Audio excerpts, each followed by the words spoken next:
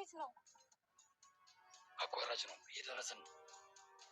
ብሩክና ምሳሌ በመጨረሻም እንግዲህ ሀሳባቸው ተሳክቶላቸው ወደ ውጭ ሀገር ጉዟቸውን ጀምረዋል። ማህሌት ብሩክ ልጁን አሳከመ ማለት ለእኔ የቁመት ማለት ነው እና የቁም ሽንፈት ነው። ስለዚህ ወደ ውጭ ሀገርማ መሄድ የለባትም ልጁ ፊት ለፊት ህግን መብላ ማየት አለብኝ በማለት እንግዲህ የእሱን በረራ ለመሰረዝ እና አንዳንድ ነገሮችን ለማድረግ እየሞከረች ነው። እንግዲህ በሀሰትም ተከሷል። ያ ባለፈው እንግዲህ የተፖስተው እና ሶሻል ሚዲያ ላይ የተሰራጨው ፎቶ ብሩክ ባለቤቷ እንደለቀቀባት እና እንዲሁም ደግሞ ብዙ ነገሮችን በድሏት እንደነበረ ሁሉ በማስረጃ አቅርባ ለፍርድ ቤት እንደ አዲስ በመክሰሷ ይህንን በረራ ለማሳገድ እየሞከረች ነው። የምትችለውን በሙሉ አድርጊ ተብላለች። ይህንንም ተባባሪ ለማድረግ ደግሞ ኤፍራታ አለች አብራት። በሌላ በኩል እንግዲህ ሞገስ እኔ ሁሉንም ነገር አጥቻለሁ ብሎ እጁንም እግሩንም አጣጥፎ ቁጭ ብሎ ከተቀመጠበት እኔ መቼም እንደዚሁ እንደማ መቅረት የለብኝም እንደ አዲስ መነሳት አለብኝ እያለ ራሱን ቢያሳምንም ካለበት ቦታ ለመነሳት እየሞከረ ነው። ማህሌትማ ብሩክን አሸነፈችው ማለት ይህ ለእኔም ትልቅ ሽንፈት ነው በማለት እንግዲህ ታክሲ እየጠበቁ እያለ ሾፌር መስሎ ከዛ ውስጥ ገብቶላቸዋል። ወደ ፍርድ ቤት በጠዋቱ ሄዳችሁ አመልክቱ የተባሉትን መረጃ እንግዲህ ሳያደርሱም ቀርተዋል።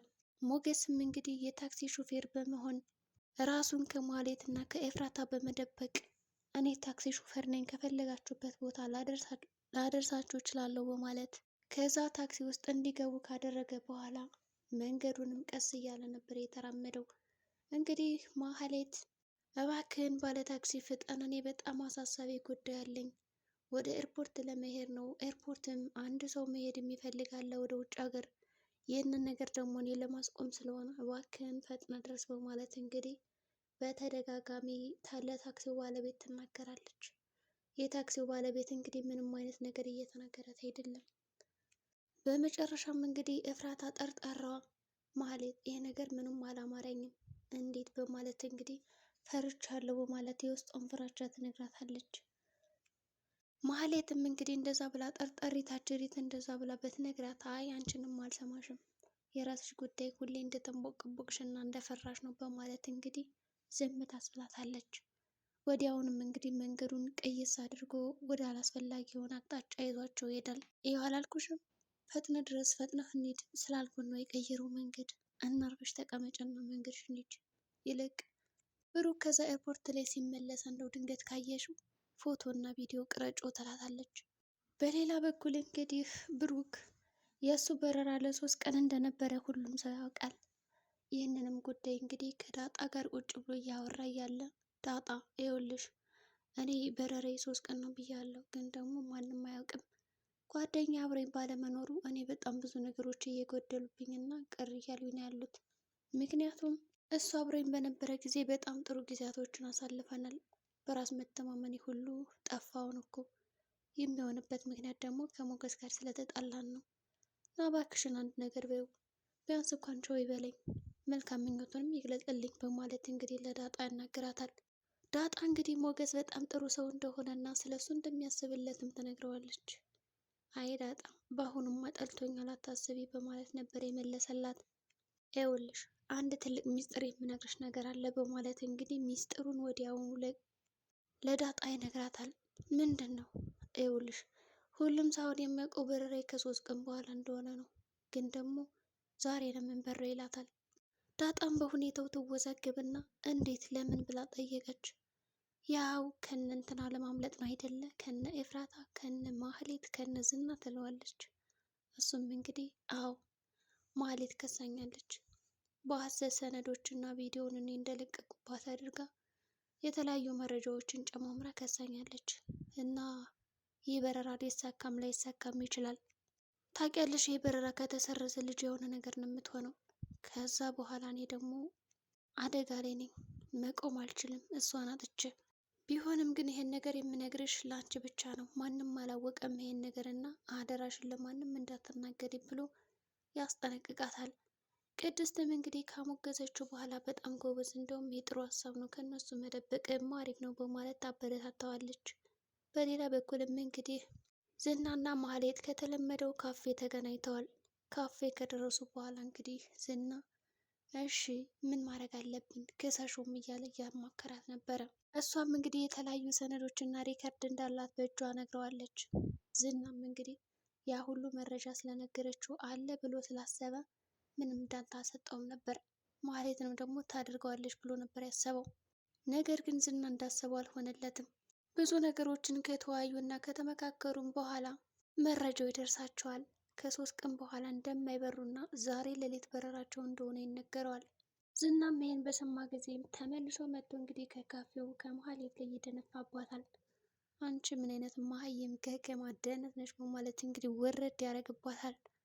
እንግዲህ መሀሌት ብሩክ ከዛ ሀገር ከወጣ ለእኔ ሽንፈት ነው እያለች እንግዲህ የልብ ተሰምቷት እንግዲህ ለዝና ጉራዋን ስትለቅበት ነበር። እሱም እንግዲህ በጉራ ስለሞላቸው ልክ እንደሱ እውነትም ይቺ መሀሌትማ ጉራ ብቻ አይደለችም ይህን ነገር ትፈጽመዋለች በማለት አምኗትም ነበረ። በመጨረሻ ግን በረራቸው ዛሬ ሆኖ እንደሆነ ባወቀ ጊዜ አንቺ ግን ምን አይነት አስመሳይና ከሃዲ ሰውነሽ፣ እኔም ደግሞ አንቺን ሰውነሽ ብዬ ማመኔ የሆንሽ ነገር ደነዝ እያለ እንግዲህ ይወርድባታል። ማህሌትም እንግዲህ በጉዳዩ ግራ ትጋባልና ምንድን ነው ስታሞጋግሰኝ ነበር፣ አሁን ደግሞ ምን አስበን የምትወርድብኝ በማለት ጠየቀችው። እንደዚህ ከምትወርድብኝ ወዲያውኑ ወደ ጉዳዩ አገባም እንዲህ አለችው። ማህሌትም እንግዲህ ቀደም ብላ ሞገስን እያስፈለገችው እና እንዲከታተሉትም ሰው ልካ ነበረ። ይህን ነገር የጠረጠረችው ቢሆንም እንግዲህ በረራው ዛሬ እንደሆነ ይነግራታል። ምን እንደዚህማ ሊሆን አይችልም በማለት እንግዲህ ትጮዋለች። ዝም ብለሽ አጩይ በማለት እንግዲህ የሆነ መፍትሄ ማምጣት አለብን ብለው ሁለታቸውም ተማከሩና የስልክ ልውውጥ ያደርጋሉ። ንግግርም ተደወለ። ዝና እንግዲህ አብረን የምንሰራ ሰዎች ነን በማለት ለአንድ ፖሊስ ጓደኛ ለሆነ ሰው ይደውላል። ይኸውልህ ትሰማኛለህ? ያ ብሩክ የሚባል እዛ ሀገር መውጣት የለበትም። የተለያዩ ሰነዶችን በእጇ ይዛለች ባለቤቱ። ያንን ነገር ታስገባችና ከከሰሰችው መሄድ አይችልም። ያ የልጁ ፋይልና ወረቀትም የተሰራው የውሸት ነው፣ ከሀገር ለማምለጥ ነው በማለት እንግዲህ የውሸት አባዜዎችን ሙሉት አድርገው ይነግረዋል ፖሊሱ። ፖሊሱም በዚህ ጉዳይ ግራ ይጋባና ታውቃለህ ዝና፣ እኔ ፖሊስ ነኝ፣ መርማሪ ፖሊስ ነኝ። በዚህ የተነሳ ደግሞ ታውቃለህ ስራችን፣ ያው ምንም አይነት መረጃ ከሌለ ሰውየው ነፃ እንደሆነ ነው የምናውቀው። ስለዚህ በአጭር ጊዜ ውስጥ ይህን ሁሉ መረጃ የተናገርከውን እያንዳንዱ ቃል የምታመጣልኝ ከሆነ በማስረጃ ይህ ምናልባት በረራው ሊሰረዝ ይችላል። ግን ደግሞ ዝም ብለህ እንደዚህ ስላልከኝ ብቻ ምንም የማስቆመው አይደለም ይለዋል። መርማሪ ፖሊስም እንግዲህ ስልኩን ከጆሮው ላይ ይዘጋበታል። ለማንኛውም እንግዲህ ይህን ነገር ካመጣ ፈጽማለሁ በማለት እየሰነባበታሉ። ማህሌትም እንግዲህ ዝና ደውሎ ባደረገው የስልክ ልውውጥ በጣም ትደሰትና አንተ እኮ በጣም ልዩና ጀግና ሰው ነህ፣ አንተን ማመኔ ምንም አልጎዳኝም፣ ስለዚህ ደህና ሰው ነው ያገኘሁት በማለት እንግዲህ ታሞግሰዋለች። ዝናም እንግዲህ እኔና አንቺን ያገናኘኝ ስራ ነው፣ ከዛ ውጭ ደግሞ ሌላ ምንም አይነት ግንኙነት የለንም፣ ስለዚህ መስመርሽን ማለፍ የለብሽም ይላታል። ጠዋት ሆነና እንግዲህ ኤፍራታና ማህሌት ወደ ፍርድ ቤት የያዙትን ማስረጃ ይዘው ጉዞ ጀምረዋል። በጣም እንግዲህ ሞገስ ብቻውን ከሚቀመጥበት ከተለመደው ቦታ ላይ ሄዳ በረራው መቼ እንደሆነ እና ልጅቱ እንዴት እንደሆነች ያለችበትን ሁኔታ እያንዳንዱ ነግረውም ነበረ። ብሩክ ከጎኔ ካልሆነ እንዲሁም ደግሞ ሞገስ ከኔ ስር ካልሆነ በቃ በራስ መተማመኔ ሁሉ ጠፍቷል እያለ ያንዳንዱ ከብሩክ ጋር ያወራቸውን ነገር ለሞገስ ትነግረዋለች። ሞገስም እንግዲህ እኔ ምን አለኝና ነው ሁሉን ነገር ወስዶብኝ አይደለ? ስለዚህ ምን ቀረውና ነው እኔን የሚፈልገኝ ይላል። ምንም ቢሆን ጓደኛው ነው፣ ስለዚህ ይህን ነገር አብረው ብትሆንና ብሸኘው ይለዋል። ትለዋለች። አልሄድም ዞር በይልኝ በማለት እንግዲህ እምቢ ነበር ያላት። ቅድስትም እንግዲህ ልብሷን እየሸካከፈች ነው። ወደ ውጭ ሀገር የምትሄደውና የሚያስፈልጓትን ልብሶች የምሳሌን ሸካክፋለች። ከሸከፈችም በኋላ እንግዲህ እኔ አባትሽን በጣም እንደምወደው ታውቂያለሽ አይደል እያለች ሚስጥርም ሰነግራት ነበረ። ደግሞ ተመልሰሽ ስመጭ እናት ሆንሻለሁ፣ እናቴ ብለሽ ነው የምትጠሪኝ፣ ትምህርት ቤትም ወስድሻለሁ እያለች ብዙ ነገሮችን ነገረቻት። በመጨረሻም እንግዲህ ሁላቸውም ተሰባስበው መኪና ውስጥ ገቡ። ብሩክም ሻንጣውንና ልጁን በመያዝ መሰነባበት ጀመረ። ቅድስት ብቻሽን እንዳትሆኝ ዳጣ እዚህ ቤት ትኖራለች ይላታል። ቅድስትም እንግዲህ ምሳሌን አቅፋ ልትለቃት አልፈለገችም ነበረ፣ እያለቀሰችም ነበር ልክ እንደ ወላጅ እናቷ። በጣም ነው የምወድሽ፣ ድነሽ መምጣት አለብሽ አለቻት። በሌላ በኩል እንግዲህ ታክሲ ከገቡ በኋላ ዳጣ ልትሸኛቸው ሄዳ ነበር። ማህሌትና ኤፍራታም እንግዲህ ታክሲ ቁመው እየጠበቁ እያለ ሞገስ ይመጣና ኑ ግቡ ይላቸዋል። ከገቡ በኋላም እንግዲህ ታክሲ ውስጥ በጣም ተቻኩለዋል። በፍጥነት ነው መድረስ የፈለጉት ከዛ ኤርፖርት። አፍጥነው ይሉታል። እንግዲህ ኤፍራታም በሁኔታው ግራ ግብት ትልና ቆይ ደንቆሮ የሆነ ሰው መኪና መንዳት ይችላል እንዴ? እኔ ምንም ነገሩ አላማረኝም በማለት ለማህሌት ትነግራታለች። ማህሌትም አንቺ ደግሞ ዝም ብለሽ አትንቦቅቦቅብኝ አርፈሽ ተቀመጭ አለቻት።